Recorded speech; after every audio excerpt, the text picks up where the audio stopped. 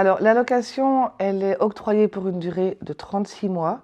Le renouvellement n'est pas du tout automatique. Il faut absolument que le travailleur ou la travailleuse en fasse la demande.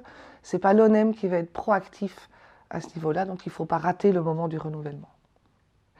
Pour renouveler, il faut pouvoir accumuler 78 jours de travail sur donc, la période de 36 mois qui précède le moment où on renouvelle le droit. Si on est dans deux situations bien particulières, ces 78 jours deviendront 39 jours. 39 jours pour qui? Pour toutes les personnes qui auront connu une période dans le cadre de la maternité, congé de maternité ou congé d'adoption, dans cette période donc de 36 mois qui précède le renouvellement, ou aussi toutes les personnes qui, au moment de renouveler, ont le statut, comme on dit, depuis 18 ans. Ça veut dire quoi avoir le statut depuis 18 ans? Ça veut dire qu'on prend en compte toutes les années sous l'ancien statut d'artiste et on y rajoute les années sous statut de travailleur ou travailleuse des arts. On peut faire prolonger cette période de référence de 36 mois de certains événements. C'est le travail indépendant à titre principal qui serait fait pendant au moins 3 mois. C'est aussi les périodes d'incapacité de travail d'au moins 3 mois. C'est l'impossibilité de travailler pour force majeure.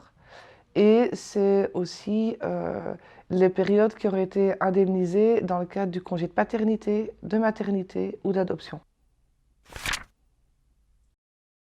Les règles sont restées les mêmes. Donc quand on travaille à temps plein, on noircit le jour où on travaille.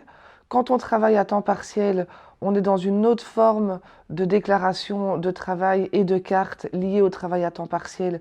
Mais c'est important de le rappeler parce qu'il y a quand même pas mal de gens qui acceptent des temps partiels, notamment dans l'enseignement.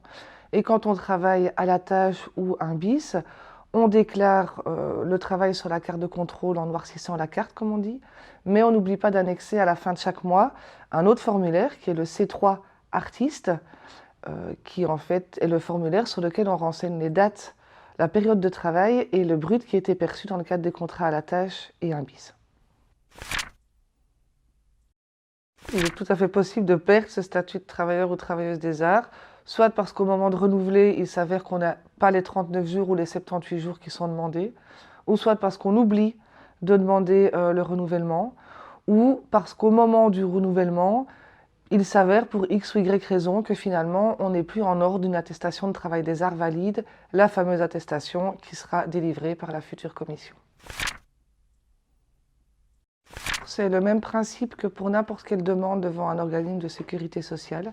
On peut toujours faire ce qu'on appelle une demande en révision parce qu'on voudrait que l'ONEM se repenche sur le dossier sur base d'éléments nouveaux qu'on aurait à amener. Et on peut aussi faire un recours au tribunal du travail dans un délai de 3 mois à dater de la notification de la décision de l'ONEM.